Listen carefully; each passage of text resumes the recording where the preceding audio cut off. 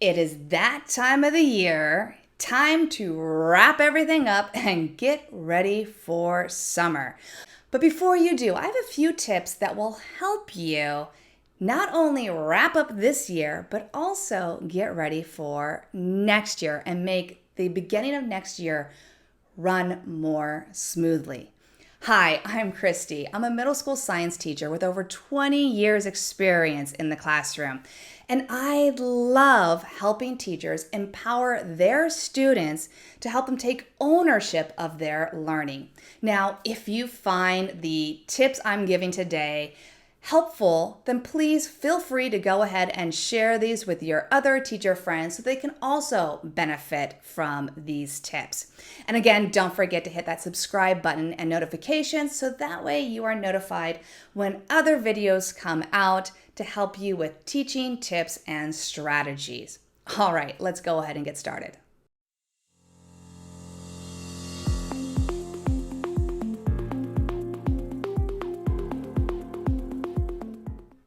My first tip is for teachers. All right, teachers. At the end of the school year, my first tip is to do a reflection. That's right. Go ahead and start writing down what went well this year, what did not go well. How would you modify and change things? What would you do differently? Would you add something in that you didn't before? You see, right now, everything's fresh in your head, right? You are finishing up things. You're remembering what is going well, what isn't. You're in the moment now. So now is the time to actually write all that down. And if you have a planner or a calendar that you're putting all your lessons in, that's where you're going to want to go ahead and put the information that you're writing, your reflections, put them in the calendar. If you want to start the year off a certain way, if you're like, this did not work, I want to make sure I do this or spend more time on this activity and less on this activity in the beginning of the year, put that in at the beginning of those months, right? If you feel like there were some activities that you really enjoyed, you want to do more of, and some activities that didn't go so well, like maybe in the middle of the year, put those there in that part. I know when I plan for my year, the first thing I do is I look at last year's calendar.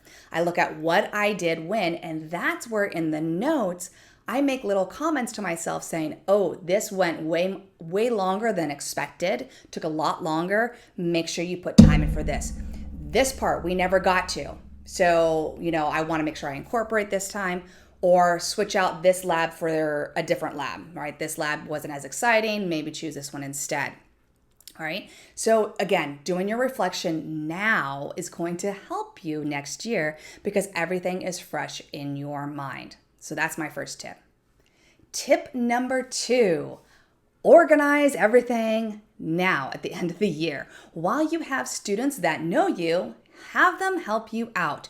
If you have supply boxes that you provide for your students, for your groups, have them go through it. What markers still work? Do the crayons still work? The glue bottles, do you need to add more glue to them, right? Are they dried out? Do you need to replace them? Pencils, do you have enough pencils to start the next school year out? Rulers, are the rulers still okay? Do you need to replace those? So organizing all that. Also, if you do labs, organize the labs. Put them together by topic. Maybe put all your chemistry ones together, all your force ones, your motion ones together, all your light, your sound, putting all of your cells manipulatives. If you have like little manipulatives, making sure those are all put together. If you do handouts, right, and you have blackline copies, are they all in a folder? Are they organized by topic, science stations in one area, perhaps reviews in another area? Making sure everything is organized, right? If you have lots of tools, lots of equipment, putting those away, making sure everything's cleaned, right? Right now is the time when go through, are the test tubes cleaned? Are the beakers cleaned? Like making sure that everything is organized and in its place. And speaking of organization, give yourself a map. If you have lots of drawers and lots of cupboards and everything is put in all these different areas, right? Make yourself a map or put it on a spreadsheet, the location of where you're putting everything. I know I have tons of drawers. My drawers are not labeled because I don't want my students to know what's in those drawers. But I myself have a map that I drew out, and in that map, I numbered it, and then on a spreadsheet, I've put what those numbers mean. So that way I know where my test tube holders are. I know where my calculators are. I know where my scissors are. I know where my colored paper is. I know where my Post-it notes are. So I have my areas of where I have everything. And then for my stations, when I do like forces, and I have a station where I know I need a half a cup and I need a marble and I need a ruler, like a paper ruler. All those are in little Ziploc bags ready to go so that I just grab the bag and give it to a group. So you'll also want to do that. Have it all organized. That way, when you come in next year, instead of going into your classroom and going,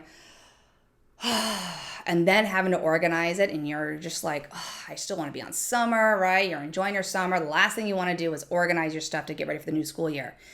When you do it now and you have your students help you, that's the key, get your students involved, right? When you do it now, then when you come in next year, you're ready to go. It's like, okay, yep, this cupboard has all of my motion and force labs. This cupboard is all my chemistry stuff. Over here, I have my beginning of the year projects, my scientific method activities ready to go. You know where it all is. Everything's organized and neat and ready for you for the next school year. Okay, so that's my second tip, organization. My third tip, and this one might be a little difficult for some teachers, but it's super important, and it's about feedback. You see, we understand how important feedback is for our students to help them grow and help them become better at what they're doing, for them to understand where they're doing things great and where they're really applying themselves and doing well, and where they need to, make some modifications where they're struggling. Well, teachers, we also need feedback. In fact, I ask my students for feedback every quarter. That's right. At the end of the quarter, I ask them how I'm doing and what they enjoy. Now, here is the type of feedback I'm talking about. You're going to be asking them what type of activities they did in class that they felt helped them learn the concept. But it's not just the activities. You want to know why. Why did that activity help you? What was it about it? So the next question, the follow-up question is, why did you say that? Why did that activity help you? What was it about that activity? You're also going to want to know what activities didn't help them as well. Maybe you see a pattern where every single time you do this, the students are like, yeah, we did it, but I didn't get anything from it, right? Because then it's like, do I want to keep that activity? Do I need to keep that activity? Now, there's going to be some that you do need to keep, right? Like a CER. My students always say how they do not enjoy CERs. Okay, but they're necessary. Those are not going away. We all know they have to know how to write a scientific explanation. But what can I do as a teacher then to make the process less painful? How can I help my students change their mindset on writing CERs so that they understand the importance of them and why we're doing it? So that's another reason why I asked the why. You're also going to want to know, what activities did they like doing where they demonstrated their knowledge? What were those activities and which ones they did not like doing? And again, the follow-up question is why? Why did you choose that? Along with feedback about the activities, you're going to want them to actually rate you as a teacher. Now you might say, oh, no, because you don't want to know, right? Some teachers don't want to know. Well, here's the thing. You're going to be looking for patterns. When you ask the students to rate you as a teacher on a scale like 1 to 5 or 1 to 10, and then ask you to tell you what you can do to improve yourself as a teacher, you're going to look at their comments and look for patterns. You're going to skim over the ones that just say, don't give any homework and just let us do what we want. That's when you say, thank you for your opinion. Thank you for your feedback. I'm moving on. You're looking for patterns. For example, when I did this one year, a lot of my students said, you need to slow down, you're talking too fast. I know when I get excited, I talk fast. I do. However, over half of my students are English language learners. So they're missing stuff when I do go too fast. So that is something I am working on, and I'm getting better. I'm working on slowing my talking pace down because I know that that is something that my students said I know was difficult. Like that's what I needed to work on, right? So you're looking for patterns. What are they saying? And when you look at the patterns, if you see something saying over and over and over again, the second thing you do is, okay, is this what they're saying? Is this really going to help me become a better teacher, right? Do I need to do that? Maybe you'll have them say, stop, assigning seats all the time and let us choose every once in a while. I let my students choose their seats all the time. I don't assign seats. I have found that since I've been doing that, the drama goes way down, way down. I always have veto rights, right? When students don't make some good decisions and they're just talking the whole time, like I'll separate them and I'll veto what their choice was and tell them next time you may not sit together, right? But I found that the drama that happens in middle school is reduced when I have my students choose their seats. And since I do group work all the time, they're also, by choosing their seat, they're choosing their groups. So they really have no leg to stand on to complain about a partner not doing something when I didn't choose their group, they did, right? So maybe that's what they're saying to you. Again, you're just looking at patterns. What are they saying? And is that something that you can work on for the next year? So asking students for feedback. My last tip for teachers is to have your students give your next incoming year students advice on how to do well in your class. Now, this advice can be written. They can just say, my advice to the incoming class is to pass this class. You need to do this, or make sure you pay attention to these. Or you could have them do it in a video, like through Flipgrid, where they are actually speaking in video to your incoming class and giving them advice that way. So either one, however you want to do it. But when previous students are telling these incoming students what to do, I find that the students take it and accept it better than if you were to say, hey, to pass my class, make sure you're doing this. When they hear from another student, they're more likely to follow that and to accept that, right? So having your students do that, and then at the beginning of the year, when you're introducing yourself, say, hey, I've got a message from my previous students. They want to tell you something, and you throw that up, right? I mean, it's a great way. And they're like, oh my gosh, that's so-and-so. They'll focus on, yes, who the students are, but they're also going to focus on the message a lot more than hearing it from you. Because when you're talking, it's wah, wah, wah, wah, wah, like the Peanuts teacher. When another student's talking, they're actually listening a little better. So those are my tips for my teachers. For students, to help your students end the year, first tip is you will also want them to reflect. But it's reflecting on their journey at the beginning of the year to the end. What type of student were they at the beginning, and what type of student are they now? Where were they at in their learning at the beginning, and where are they now? What type of person were they at the beginning, and what type of person are they now? So you're wanting them to reflect on the journey of the year, where they were at the beginning and how far they have come. Who they started out with is different from who they are now. And we know that. And it's good for them to reflect on that and acknowledge that themselves too. So that's one thing, is having them reflect. The second thing, I want you to take your students on a visualization, goal setting process. Now, here's what I mean.